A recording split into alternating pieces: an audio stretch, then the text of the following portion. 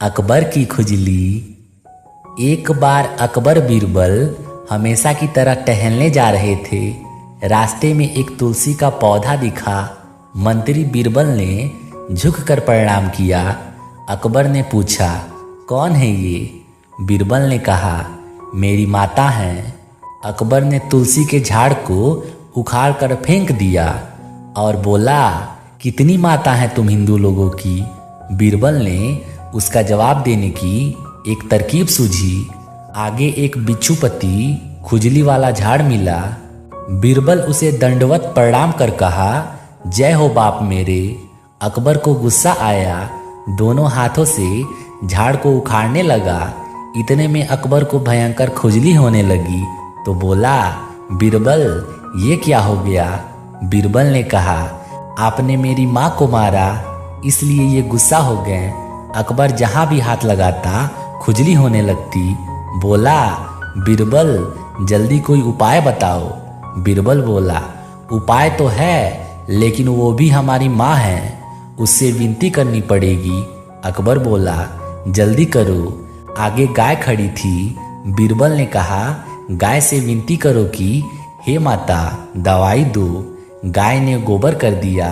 अकबर के शरीर पर उसका लेप करने से फौरन खुजली से राहत मिल गई। अकबर बोला, बीरबल अब क्या राजमहल ऐसे ही जाएंगे? बीरबल ने कहा, नहीं बादशाह, हमारी एक और माँ है। सामने गंगा बह रही थी। आप बोलिए, हर हर गंगे, जय गंगा मैया की, और कूद जाइए।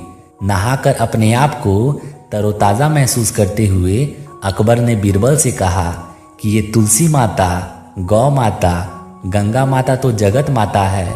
इनको मानने वाले को ही हिंदू कहते हैं। हिंदू एक संस्कृति है, सभ्यता है, संप्रदाय नहीं। गौ, गंगा, गीता और गायत्री का सम्मान कीजिए।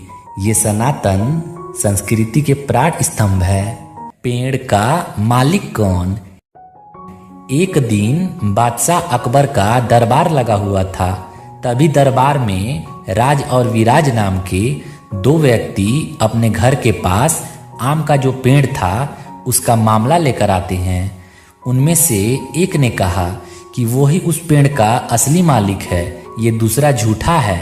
और दूसरे ने कहा कि मैं ही उस पेड़ का मालिक हूँ, ये झूठ बोल रहा है। इस बात को सुनकर बादशाह अकबर को पता नहीं चल रहा था कि इन दोनों में से कौन सच बोल रहा है। इस मामले की सच्चाई जानने के लिए बादशाह अकबर ने राज और विराज के आसपास रहने वाले लोगों से पूछा, लेकिन ऐसा करने का भी कोई फायदा नहीं हुआ।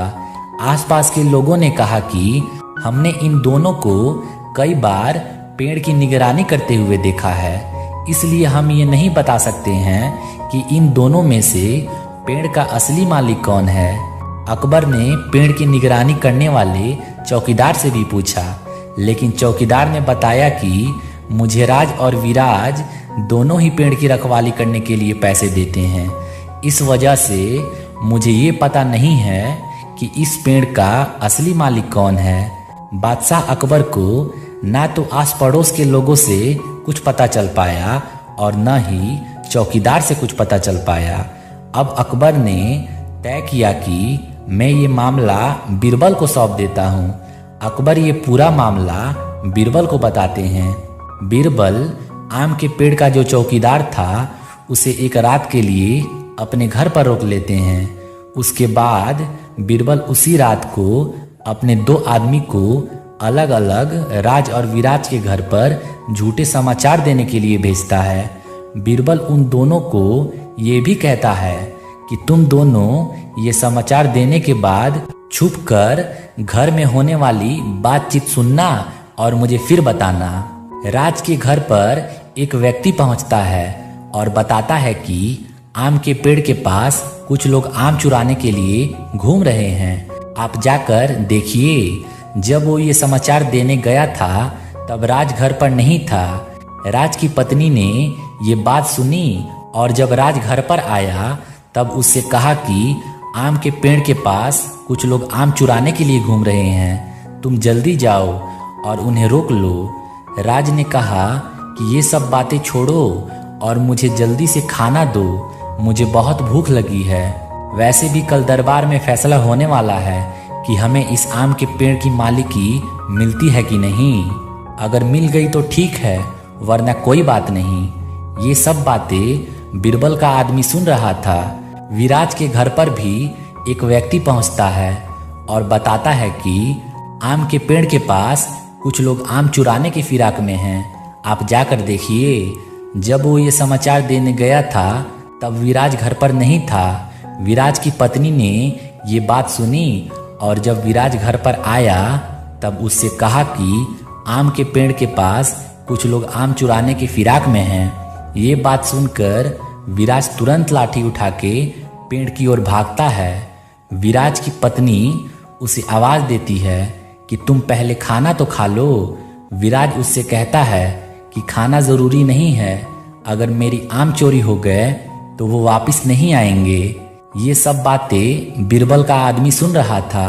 बीरबल के दोनों आदमी ये सब बातें बीरबल को बताते हैं। दूसरे ही दिन बादशाह अकबर के दरबार में राज और विराज दोनों को बुलाया जाता है। बीरबल दरबार में रात को जो कुछ भी हुआ था वो सब बादशाह अकबर को बताता है और उसने जो 2 व्यक्ति भेजे थे वो गवाही देते हैं। ये सब सुनने के बाद बादशाह अकबर विराज को पेड़ का मालिक घोषित करते हैं और राज को विराज पर झूठा दावा करने के लिए सजा भी देते हैं। अकबर इस मामले को चतुराई से सुलझाने के लिए बीरबल को इनाम भी देते हैं। सबसे बड़ा हथियार। बादशाह अकबर कामकाज के अलावा भी कई चीजों के बारे में बीरबल से बातचीत किया करते थे। ऐसे ही बैठे बैठे एक दिन बादशाह ने बीरबल से पूछा कि इस दुनिया में सबसे बड़ा हथियार तुम्हारे हिसाब से कौन सा है। इस बात के जवाब में बीरबल ने कहा कि संसार में आत्मविश्वास से बड़ा हथियार कुछ और नहीं हो सकता है। यह बात अकबर के समझ में ना आई, लेकिन फिर भी उन्होंने कुछ नहीं कहा। उनके मन में हुआ कि समय आने पर इस बात की परख की जाएगी। कुछ दिनों बाद राज्य में एक हाथी बेकाबू हो गया। पता करने पर समझ आया कि वो पागल हो गया है। उसे कर्मचारियों ने जंजीरों से जकड़ लिया था। इसकी खबर जैसे ही बादशाह को पहुंची तो उन्होंने सीधे महावत से कहा कि जब भी तुम्हें बीरबल आता दिखे तो हाथी की जंजीरों को खोल देना। यह सुनकर महावत हैरान हो गया, लेकिन बादशाह का आदेश था इसलिए सिर झुकाकर चला गया। अब अकबर ने बीरबल को महावत के पास जाने के लिए कहा। महावत ने भी बादशाह के आदेश का पालन करते हुए बीरबल को आते देख हाथी को जंजीरों से मुक्त कर दिया। बीरबल को इस बात की खबर नहीं थी, इसलिए वो आराम से चल रहे थे। तभी उनकी नजर चिंघाड़ते हुए हाथी पर पड़ी। जैसे ही उन्होंने देखा कि हाथी उनकी तरफ ही आ रहा है, वो कुछ नहीं समझ पाए। कुछ ही देर में उनके दिमाग में हुआ कि बादशाह ने मेरी आत्मविश्वास वाली बात को परखने के लिए ही इस हाथी को मेरे पीछे छोड़ने का आदेश दिया होगा। अब बीरबल इधर उधर भागने की सोच रहे थे, लेकिन ऐसा कुछ हो नहीं पाया। सामने से हाथी आ रहा था। इतने में हाथी बीरबल के काफी करीब पहुंच गया। तभी बीरबल ने सामने एक कुत्ते को देखा और उसे टांगों से पकड़कर हाथी की तरफ फेंक दिया। कुत्ते चीखते हुए हाथी से टकराया। उसकी ऐसी चीखें सुनकर हाथी वापस उल्टी दिशा में भागने लगा। कुछ ही देर में इसके बारे में बादशाह अकबर को पता चला। तब जाकर उन्होंने माना कि आत्मविश्वास ही मनुष्य का सबसे बड़ा हथियार है। तो दोस्तों, इस कहानी से हमें यही सीख मिलती है कि हर किसी की बात पर यूं ही भरोसा नहीं कर लेना चाहिए। बात की जांच और परख करना जरूरी है। दूसरी सीख यह है कि इंसान समय से पहले उम्मीद न छोड़े तो परेशानी से बाहर निकला जा सकता है। कुएं का पानी। एक किसान बहुत परेशान था। उसे अपने खेतों को सींचने के लिए पानी की जरूरत थी, इसलिए वह कई दिनों से अपनी जमीन के आसपास किसी कुएं की तलाश कर रहा था। इसी तलाश में वह घूम ही रहा था कि अचानक उसे एक कुआं दिखा। यह कुआं उसके खेतों से बहुत नज़दीक था, इसलिए किसान बहुत खुश हुआ। उसने सोचा कि अब उसकी परेशानी खत्म हो गई। यह सोचकर वह खुशी खुशी घर चला गया। अगले दिन वह पानी लेने कुएं पर पहुंचा। जैसे ही उसने कुएं के नज़दीक रखी बाल्टी कुएं में डाली, वहां एक आदमी आ धमका। वह किसान से बोला, यह कुआं मेरा है, तुम इससे पानी नहीं ले सकते। अगर तुम इस कुएं से पानी लेना चाहते हो तो तुम्हें इस कुएं को खरीदना होगा। यह बात सुनकर किसान कुछ देर रुका और फिर मन ही मन सोचने लगा कि अगर मैं इस कुएं को खरीद लूं तो मुझे कभी पानी की कमी नहीं होगी और न ही मुझे पानी के लिए इधर उधर भटकना पड़ेगा। फिर क्या था, दोनों के बीच एक रकम तय हुई। किसान के पास उतने पैसे तो थे नहीं, लेकिन वह यह मौका छोड़ना नहीं चाहता था। इसलिए किसान ने उस आदमी को अगले दिन वह रकम देने का वादा किया और घर की ओर चल दिया। किसान के लिए कुआं खरीदने का यह अच्छा मौका था, इसलिए वह इस काम में ज़रा भी देर नहीं करना चाहता था। घर पहुंचते ही उसने अपने करीबियों और दोस्तों से इस बारे में बात की और कुएं के लिए तय हुई रकम का इंतज़ाम करने में जुट गया। थोड़ी भाग दौड़ और कोशिश के बाद आखिरकार उसने वह रकम जमा कर ली। अब वह पूरी तरह से निश्चिंत हो चुका था कि उसे कुआं खरीदने से कोई नहीं रोक सकता।